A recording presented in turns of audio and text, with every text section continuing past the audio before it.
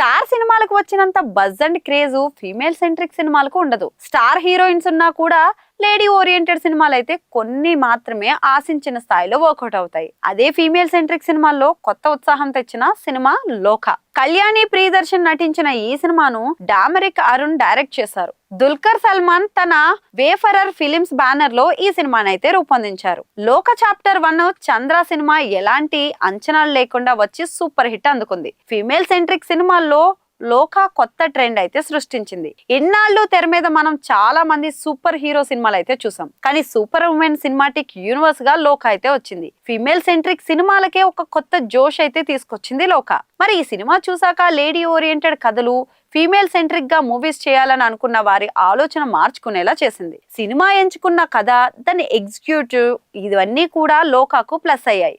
అయితే ఇక మీదట రాబోతున్న ఫీమేల్ సెంట్రిక్ సినిమాలకు లోక ఒక బెంచ్ మార్క్ మూవీ అయ్యే ఛాన్స్ అయితే ఉంది. కథానాయిక బలమైన పాత్రలు అంటే ఎప్పుడు ఒకే విధంగా చూపిస్తారు, కానీ లోక ఒక కొత్త సూపర్ హీరోగా ఈ సినిమా అయితే తీశారు. అదే సినిమా సక్సెస్ కి అయితే రీజన్ అయింది. ఇక లోక చాప్టర్ 1 చంద్ర సూపర్ హిట్ కాగా లోక సిరీస్ లు ఇంకా కొనసాగుతాయని తెలుస్తుంది. సో లోక ఫ్రాంచైజీలో మరో సూపర్ ఉమెన్ స్టోరీ ఏదైనా వస్తుందేమో చూడాలి. ఆడియన్స్ ని కొత్త కథలతో మెప్పించాలని చూస్తున్న మేకర్స్ సూపర్ హీరో సినిమాలకు ధీటుగా సూపర్ ఉమెన్ కథలతో సత్తా చాటాలని అయితే చూస్తున్నారు. లోక తెచ్చిన ఈ మార్పులతో తప్పనిసరిగా ఫీమేల్ సెంట్రిక్ సినిమాల్లో కూడా కొత్త మార్పులు, కొత్త కథలు వచ్చే ఛాన్స్ అయితే ఉంది. మరి అయితే ఒక పక్క ఇలా సూపర్ ఉమెన్ పవర్ ని కొత్త కథలతో చూపిస్తుంటే మరికొన్ని సినిమాలు మాత్రం కష్టపడి తీసినా కూడా వర్కౌట్ అవ్వట్లేదు. ఇక లోక తెచ్చిన ఈ చేంజ్ రాబోయే ఫీమేల్ సెంట్రిక్ సినిమాలన్నీ స్వాగతించి న్యూ ట్రెండ్ సృష్టిస్తే బాగుంటుంది.